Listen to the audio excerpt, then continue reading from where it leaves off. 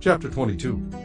Now it came to pass after these things that God tested Abraham and said to him, Abraham, and he said, Here I am. Then he said, Take now your son, your only son Isaac, whom you love, and go to the land of Moriah, and offer him there as a burnt offering on one of the mountains of which I shall tell you. So Abraham rose early in the morning, and saddled his donkey, and took 2 of his young men with him, and Isaac his son. And he split the wood for the burnt offering, and arose and went to the place of which God had told him. Then on the 3rd day Abraham lifted his eyes, and saw the place afar off. And Abraham said to his young men, Stay here with the donkey. The lad and I will go yonder and worship, and we will come back to you. So Abraham took the wood of the burnt offering, and laid it on Isaac his son.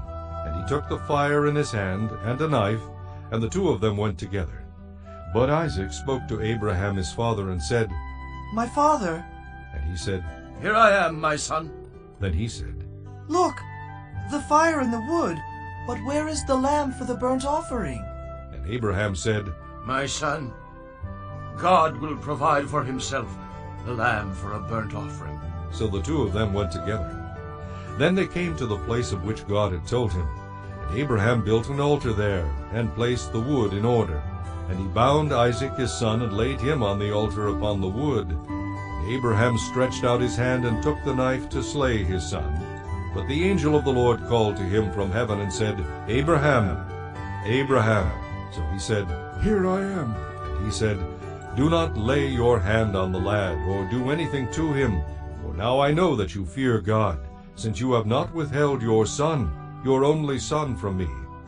Then Abraham lifted his eyes and looked, and there behind him was a ram caught in a thicket by its horns. So Abraham went and took the ram, and offered it up for a burnt offering instead of his son.